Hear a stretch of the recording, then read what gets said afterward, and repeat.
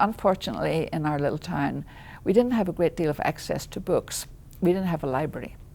So my mother decided at one point that that wasn't fair either to her or to all the other inhabitants of Maghera.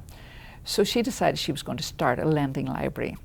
And to do this, she contacted Belfast, our big city, and she found I don't know how she did it, but she found a lending library that she could bring to Maghera. And for tuppence a book, people could take out books that they wanted to read. So there was great excitement. My father built her shelves along our hallway, and all these books were arranged. And it was heavenly for me on vacations because I could go along just and pick out forbidden books, actually. I usually did take them secretly up to bed with me. But my mother's library venture did not last very long because she wasn't a practical businesswoman, and she was so happy to have everybody reading these great books that she would just pass them out to them without writing down who took them or where they were.